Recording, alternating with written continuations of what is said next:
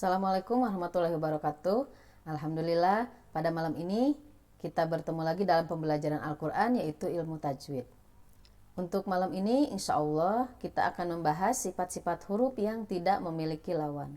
Minggu-minggu sebelumnya kita telah membahas sifat-sifat huruf yang memiliki lawan. Jadi setiap satu huruf hijaiyah maka pasti akan masuk ke dalam 5 sifat yang disebutkan. Nah, kalau huruf tersebut masuk sifat hamsi, maka tidak akan masuk sifat jahar. Kalau masuk sifat syiddah, maka tidak akan masuk sifat rokhawah atau tawasud. Kalau masuk sifat isti'la, maka tidak akan masuk sifat istifal. Kalau tidak masuk ke sifat itbaq, maka masuk ke sifat istifal. Begitu juga kalau masuk ke sifat ijlaq, maka tidak masuk ke sifat ismat. Itu untuk sifat-sifat huruf yang memiliki lawan. Malam ini kita akan membahas sifat huruf yang tidak memiliki lawan. Untuk sifat huruf yang tidak memiliki lawan ini, tidak semua huruf hijaiyah akan mempunyai sifat-sifat yang akan dibahas kita nanti sekarang ya. Gitu. Di sini Ibu akan mulai dengan sifat sofir.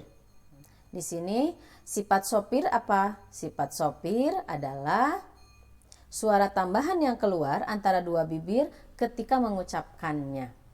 Ya, jadi sopir itu apa? Suara tambahan yang keluar antara dua bibir ketika pengucapannya. Dalam mengucapkan sifat sopir ini, maka akan terdengar suara seperti seruit burung berdesis. Ya, ini ciri khas dari sifat sofir. Hurufnya apa saja? Yang pertama ada huruf shod. Yang kedua ada huruf sin. Yang ketiga ada huruf zai. Ya, jadi huruf yang termasuk sofir ini hanya ada 3. Ada shod, ada sin, ada zai. Kita coba satu-satu. Untuk shod, as, is, us. Jadi di situ terdengar ada desisan. As, is, us, gitu ya, terdengar. As, is, us. Jadi untuk sifat sofir ini akan terdengar desisan. Kita ambil contoh lagi di surat Al-Ikhlas. Allahus somad. Allahus somad. Ya, kalian baca, kita sama-sama. Allahus somad. Ya, jadi terdengar huruf sodnya ada desisan. Yang kedua kita ambil contoh di surat At-Takasur. Kalla saufa ta'lamun. Kalla saufa ta'lamun. Dan yang terakhir untuk zai kita ambil di contoh surat At-Tin. Wattini wazzaitun. Nah ya, kita baca sama-sama. Wattini wazzaitun. Ya, itu jadi untuk sofir ini hanya ada di 3 huruf saja. Ada sod, ada sin, ada zai. Selanjutnya ada sifat qalqalah. Apa qalqalah itu? Qalqalah adalah goncangan pada makhraj sehingga terdengar pantulan suara yang sangat kuat.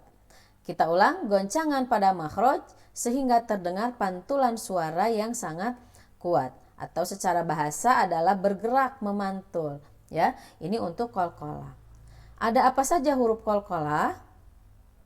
Untuk qalqalah, di sini huruf yang pertama adalah huruf ba. Yang kedua ada huruf jim. Yang ketiga ada huruf dal. Yang keempat ada huruf to. Dan yang kelima ada huruf qaf. Kita ulang bersama-sama. Yang pertama ada ba, ada jim, ada dal, ada to, dan ada huruf ko. Ya. Ini biasanya dikumpulkan dalam kalimat baju di toko. Jadi untuk mempermudah menghafalkan, kita hafalkan dengan singkatan baju di toko. Untuk qalqalah ini, agar kita tahu bahwa sifat ini berlaku huruf qalqalah adalah dengan mensukunkan 5 huruf ini. Contohnya huruf ba, ab, ib, ub. Untuk jim, aj, ij, uj. Untuk dal, ad, id, ud. Untuk to, at, it, ut. Dan untuk kof, ak, ik, uk. Itu. Atau kita ambil contoh juga ketika huruf qalqalahnya ada di tengah-tengah. Misal kita ambil contoh jim, alam yaj'al, ya. Jadi terdengar di situ. Alam yaj'al. Nah, ada juga di huruf to, al-ta'amahum. Al-ta'amahum. Ya, silahkan kalian cari contoh sendiri untuk yang huruf ba, huruf dal, sama huruf kof. Silahkan bisa dilihat contohnya di Al-Quran. Yang ketiga yang akan kita bahas adalah sifat lin. Lin itu apa? Lin menurut bahasa adalah lembut atau lunak. Ya, menurut istilahnya mengeluarkan huruf dengan lembut atau mudah tanpa memberatkan lisan. Jadi cara membacanya lembut saja, ya, tidak ada penekanan. Ada apa saja hurufnya? Untuk huruf lin ini ada dua. Yang pertama adalah huruf ya, sukun sebelumnya berharkat patah. Yang keduanya huruf waw sukun sebelumnya fathah. Jadi untuk lin ini hanya ada di dua ini saja ya. Ada ya mati sebelumnya berharkat patah, ada waw mati sebelumnya juga berharkat patah. Kita ambil contoh saufa misalnya, saufa. Nah, jadi lunak saja kalian membacanya, tidak ada penekanan. Misal saupa, saupa, tidak seperti itu. Jadi tidak usah ada penekanan ketika membacanya. Saufa ta'lamun, ya, biasa saja. Saufa ta'lamun. Itu. Contoh yang iya, laisa kamitslihi, laisa kamitslihi. Ya, itu untuk contoh lin. Dan yang terakhir yang akan kita bahas malam ini adalah sifat takrir. Apa takrir itu? Menurut bahasa, takrir adalah bergetar. Sedangkan menurut istilah, bergetarnya ujung lidah dengan getaran halus maksimal 2 getaran. Ibu ulang lagi, bergetarnya ujung lidah dengan getaran halus maksimal 2 getaran. Ya, jadi ini pengertian dari takrir. Hurufnya apa? Untuk huruf takrir hanya ada satu, yaitu huruf ro.